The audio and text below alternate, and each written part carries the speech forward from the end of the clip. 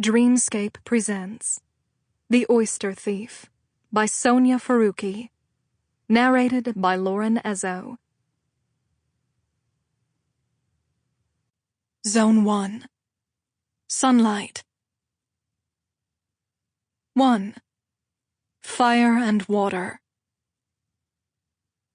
"This supper is a special occasion, Coralline," said Trokid.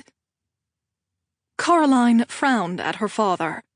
The 8th of July meant nothing to her, but her mother had set the table with their finest limestone plates, which did suggest that it was, in fact, an occasion of some sort. But it was not Algae Appreciation Day, or Horrid Humans Day. It was not Coraline's birthday, nor was it either of her parents' birthdays. That meant it had to be Eklon's birthday, his 26th. They hadn't been a couple long enough to have celebrated his birthday together, but he had recently mentioned the surprise party his fellow detectives had organized for him last year. Coralline had neglected to note the date. His birthday would explain why he looked particularly handsome this evening, in a jet-black waistcoat with half a dozen large lettered olive shells forming a column of buttons down the center.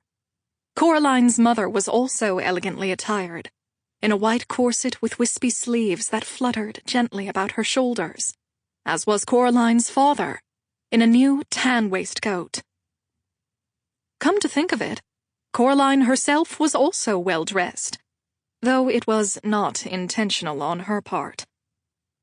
She had returned home late from work, swum into her bedroom, and proceeded to do what she usually did at the end of a long day: massage the muscles in the back of her neck with her fingertips, in an attempt to loosen the knots formed over a day of bending over medications at the irregular remedy.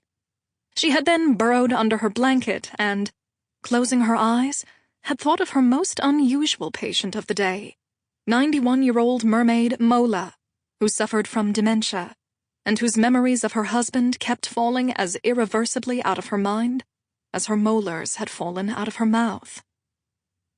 Coralline had been about to drift off into a nap when her mother rushed into her bedroom, flung off her blanket, and, surveying Coraline's corset, pronounced, "You can't dress so hideously for supper. Eklon is coming, remember?"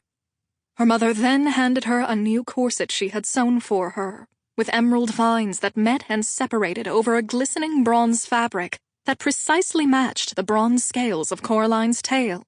Coralline had slumped on a chair in front of the mirror, as her mother had— Sample complete. Ready to continue?